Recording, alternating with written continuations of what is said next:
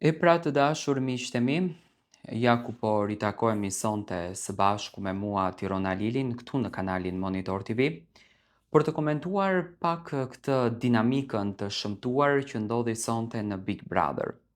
Rogerti ka hyrë me një energji që në fakt nuk din më ta luan lojën. Në fillim është dukur një banor i fuqishëm, u munduam të bëjmë disa krahasime, por sonte mendoj që e ka tepruar jashtëzakonisht shumë.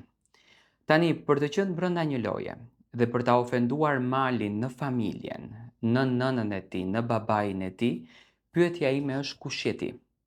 Nga e merr ti këtë të drejtën që të përdorësh kartën e familjes brenda në shtëpi dhe ta ofendosh ti banorin tjetër. Dhe më e tmerrshmja në këtë mes, dhe nuk e di pse në fakt produksioni nuk reagoi, është që Rogerti thot Malit që ti nuk ke gjak shqiptari.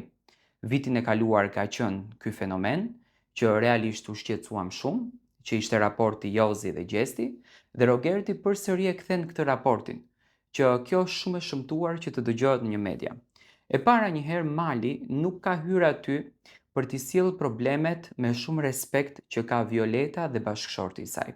Violeta dhe bashkëshorti i saj janë individ të tjerë, është artiste për veten e saj, është problemi i saj dhe i takon pikërisht Violetës. Dhe nuk ka askush pse të merret me problemin e Violetës, të merret me problemin e bashkëshortit të saj, të flasin për marrëdhënien e tyre.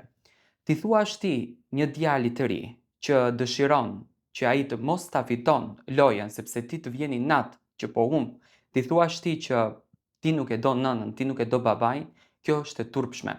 Në qoftë se Mali nuk ka takuar babain e tij, Mali arsyetoi shumë bukur, duke thënë që unë nuk dua të takoj Timat për klikime, nuk dua të takoj Timat për show.